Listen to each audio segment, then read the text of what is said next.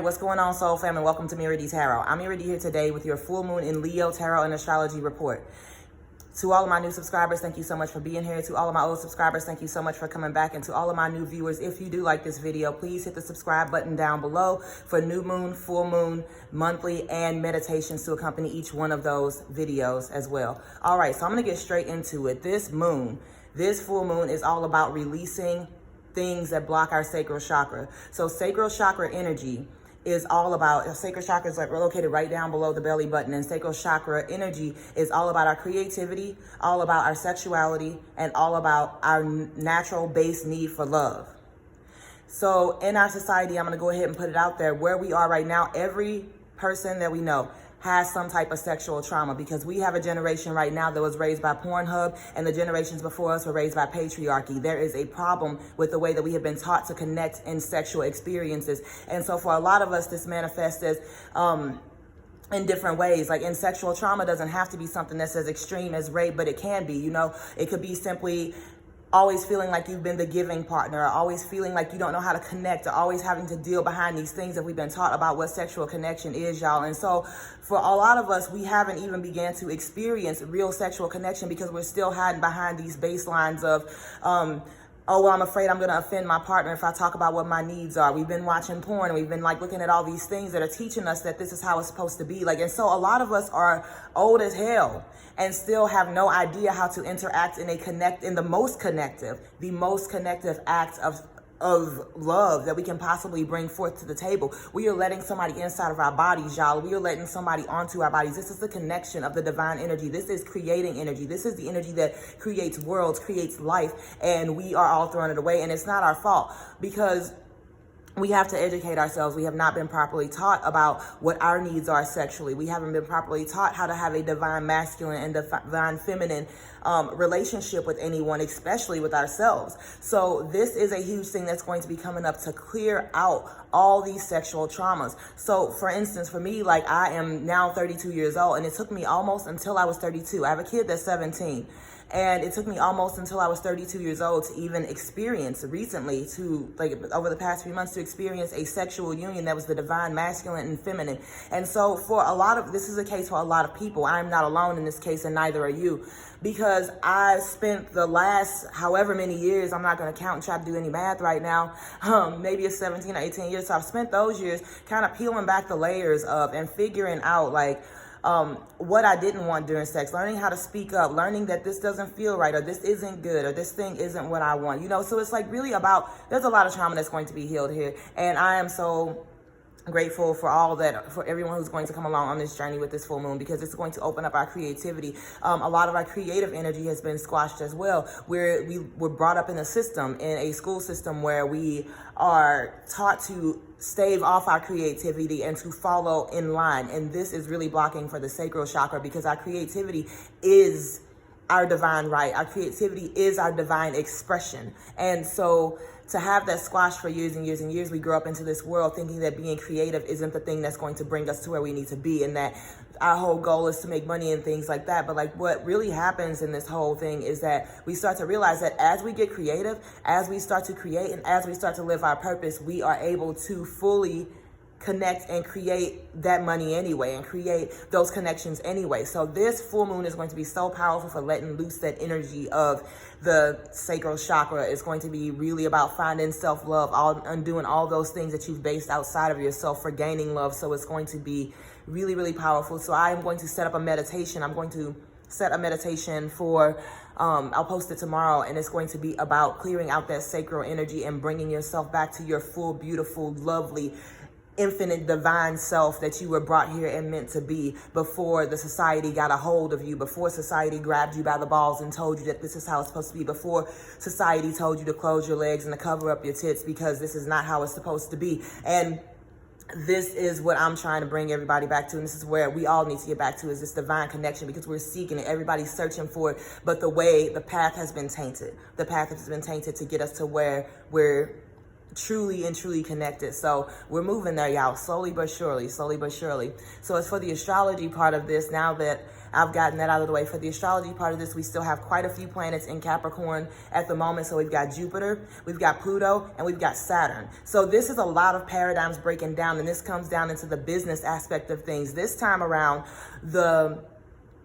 we are kind of stepping out of that mindset of the 9 to 5. We are stepping out of the mindset of the 9 to 5. And a lot of us are kind of figuring out with Jupiter in Capricorn, our expansion, how we're going to expand. With Saturn, our responsibility, our planet of responsibility also in Capricorn. This is realizing that it is our we are responsible for each other. We are responsible for what we put into the world. We are responsible for, for how we are affecting the things around us. And we've been put into this individualistic state to such a point that we have not been able to take responsibility for our ripples. And so now is a time where we're really starting to step into that responsibility, and we're really starting to recognize those things. And with Pluto coming in that same position in Capricorn, it is tearing down the old paradigms. It is breaking down the death, and it is bringing death and destruction to all these things that we have built. If you are still one of those people who is sitting around talking about, talking crap on people for not having a 9 to 5, 40 an hour week, you are living in your grandparents' age. We are not in that age anymore. That does not work for where we are right now. And as we know, change is the only constant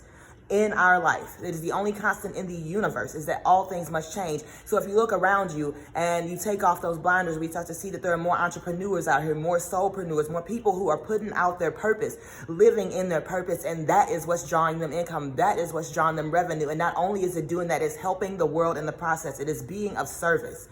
This is our job. This is our duty. This is what we are here on this planet for, is to be of service to each other, and thereby help ourselves as well. If we can spread that inspiration, if we can spread that love, and if we can bring these things to the table and inspire somebody else, that is what makes the world go round, is being able to bring that energy to the table, y'all. So with that being said, we've got Mars hanging out in Sagittarius right now. With Mars being in Sagittarius, that is our aggression, our passions, our aggressions, our anger. All of that stuff needs to go into creating this new world with all this energy in Capricorn. All this energy anger is the energy and the fuel for change. This is how we move forward into something new. The well-known monk Thich Nhat Hanh, he became angry when Dr. King got shot. He became angry because that was his friend and it was an injustice. And his anger fueled him to continue to fight and to change the things that no longer serve the world and the injustices in the world. Dr. King became angry, and he became the person that fought for the things that we have here today, for where we are right now, y'all. And so that's what I'm saying, is take that anger, take that rage, let that be the fuel to break down the old paradigms. And it does not have to be done in a violent way. It doesn't have to be done in a way that isn't constructive. It's just a matter of using all of these things to push forward that aggression, that passion, to build something in the world that is of service to everyone. I can't stress how important that is. We also have Mercury and Venus hanging out in Pisces right now. And so with this, Pisces is a sign of karma. Pisces is a sign of things coming back around and biting us in the butt, or coming back around to give us a pat on the back and to serve us. Now, we need to not judge these things as positive or negative, as everything just is. But anything that we have done, said in the past, like maybe we set up something, like gave someone our business card quite some time ago, and now that person is calling us back. That person is finally, 6 months ago, now here they are, they're calling you. Or we might have said something in the past that's going to hurt us now. That's what's coming up for us. Like the things, our past selves have set us up for something in this moment, but it does not say what. This is all based. My apologies if this video is a little bit choppy. I broke my phone, so I'm doing the best that I can with what I got right now. So I'm gonna piece it all together and we're gonna make this work. But what I was saying about Venus and Pisces, so we got Venus and Pisces right now, we got Mercury and Pisces right now. And so all of this energy, all of these old relationship patterns, all this stuff is coming up for us. All this stuff is popping up, and it's time for us to clear out and transmute that energy so that we can step into our true and highest selves and date for true love, date for true connection, because we've been dating trauma, y'all. We've been healing our past relationships. We've been undoing what we were taught. We've been undoing the patterns that our parents have shown us, undoing the things that they didn't even know they were passing on to us for generation and generation and generation. So this next... All right, Soul Fam, so welcome to the tarot aspect of this. I've got my cards here today. What up, Hermetic Tarot? What up, Thoth Tarot? What's going on? Native American Healing Oracle. And here we have the New World Tarot, which I want to say special thanks to my friend Sweet Thunder for these lovely, beautiful cards. They are about the rise of the oppressed. They are about speaking up, speaking your truth, standing in your truth. And this new world that we are creating now is such a powerful, beautiful deck of cards. I am thoroughly impressed with the artwork and with the thought that went behind these cards and even getting them as a gift. Thank you so much, Thunder, for your beautiful cards. So today I'm going to be reading with the African American Tarot. The African American Tarot. Happy Black History Month to everyone as well. I know that we have this month and everything, but we have this every day, so we need to remember that too. The people who have been here for us and the people who have brought us this way, let's remember them every day as we stand here, and not just for this month. All right, so let's go ahead and start. We're going to go with the basis of the reading, and then we're going to go with what we're letting go of, and then we're going to go with what we can bring in as well. All right? Okay, so right here in the first position, so what we have right now as the basis of this whole thing is killing off old ideas, killing off old. Look at this guy. He's taking off something that seemed strong and something that seemed undefeatable in order to allow himself freedom, in order to allow himself to step out and to escape. So we really see right now is this old mindset, these old thought processes that are breaking down. However, we are not without danger. We are not without other people that are going to fight back. You know what I'm saying? So like, just keep standing there and the battles will get easier. You know, as we continue to go along, the battles will get easier. They'll get lighter because we will be used to transmuting that energy and taking these things as they come. But we are stepping into our highest power and our highest truth here. All right, so we see here also with the Page of Swords, and then also we have the Knight of Discs as well. So we're looking at this and we're realizing that slow and steady wins the race. We don't need to be in a rush right now. We are changing things. We are transmuting things. We are stepping back into ourselves. We are clearing out this energy, but there is no need to rush. We need to make sure that we're being patient with ourselves and make sure that we are loving ourselves every step of the way and not setting this goal that, oh, I'm going to be here someday and then this is when I'm going to love myself. Oh, I'm going to be here someday. And so this is the big deal right now, is not trapping ourselves with that, not putting ourselves into a place where we can't see where we can't see where we're standing, where we can't see where we're sitting because we're in such a rush. So really sit in this moment, sit here. Allow yourself to turn inward and see that this is the place that you are right now, and the person that went through all of these different traumas and the person that went through all the negative stuff in your life, that person, that version of you needs love more than any other aspect of yourself that you've ever had, those parts of yourself. Because if somebody had loved you at that point, if somebody had been there at that point to show you the love that you needed, you wouldn't have been the person that you have been. You know what I'm saying? So love yourself. If anybody can give that to you, that's something that you can do. All right. So what we're letting go of. All right. Okay. All right. We're birthing ourselves anew. So we are letting go of uncertainty. We are letting go of fear. We are letting go of false hopes, and we are birthing ourselves anew. We're healing ourselves, birthing ourselves from the mouth of the snake. The snake is representative of healing. So we are birthing ourselves out of the energy of healing. And it's okay. That's the thing too, is it's okay to be angry and it's okay to be upset about things, stuff like that, but don't let that rule your life. You know, use that energy properly. I'll post a link to my article about using your emotions properly underneath this video as well. But then we see the sun here as well. So we got the sun, the moon, and the star all hanging out right here. So this is really connecting to all the aspects of ourselves. So we're releasing, and so that we can bring in the energy of true and pure happiness rather than this illusory happiness or this idealistic happiness that we've been kind of pattying through and stuff like that too, because we weren't certain of what moves to make. You're being divinely healed right now. So just go ahead and power through that darkness. Go ahead and release all those things, those false hopes and those things that keep you hidden, like keep you trapped in this place. We have a way of being able to escape these situations, and not escape these situations necessarily, but to heal these situations and transmute them for our own highest growth and learning. And lastly here, Oh, look at how clearly you can see now. Wow, this is what we're bringing in.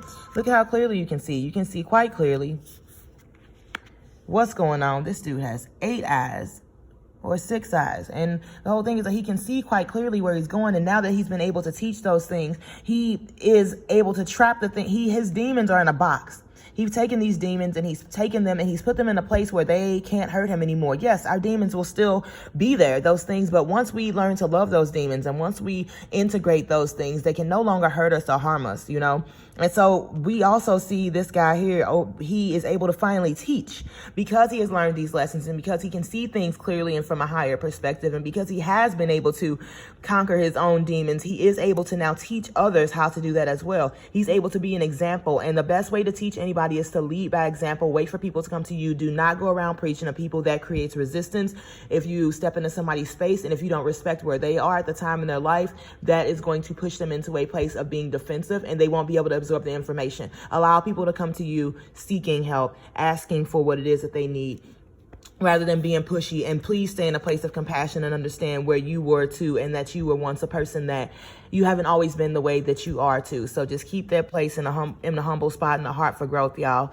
And so also here, we see the One of Swords. This opens you up to a new mindset and a new way of being able to see the world, a new way of being able to view things. And so this is good for everybody. We see that opens you to the opportunity to be able to create a whole new mindset. So this is going to be a very, very powerful month, y'all. So just really stay in with it. I'm going to go ahead and pull one from the Native Healing Tarot as well. I'm sorry, Native Healing Oracle, not Tarot. And this will be our guiding energy. And so for our guiding energy, we have the Lakota tribe. Let's see, Native Hearts, number 16. Oh, didn't go too far. Not far enough. And there we are. Okay.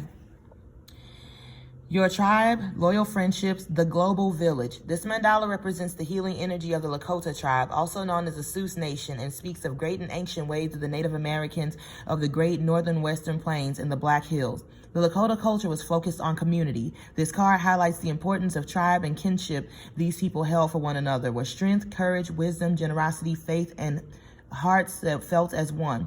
The Lakota people felt a deep reverence for spirit and saw, felt, and heard in every aspect of the natural world. You are being guided to heed a call from your heart to connect with your soul family and to be active within your community. Allow your gifts to be shared, to be seen, to be felt. Everything and everyone within the universe is connected, and this mandala asks you to feel the connection we share once again. Be reminded that you are never alone. Take this time in nature where the tall ones, the trees, are your relatives. Walk barefoot, touch, and feel, and allow your senses to ignite to oneness of who you truly are. This mandala also indicates that you have real-world support from the people who wish to be there for you. Open and expand your heart. Allow yourself to receive. This is a gift for you as the receiver, as well as for those wishing to give. I salute the light within your eyes where the whole universe dwells. For when you are at that center within you, I am at that place within me. We shall be one.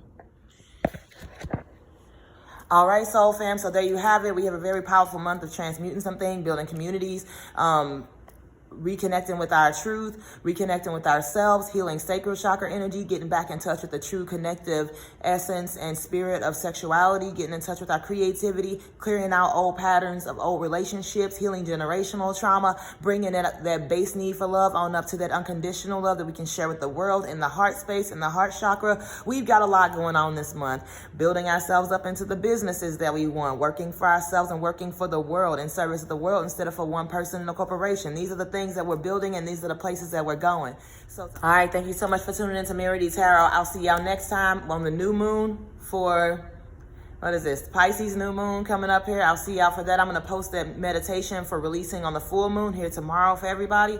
I'll see y'all next time then. Thank y'all for tuning in. Until then, peace.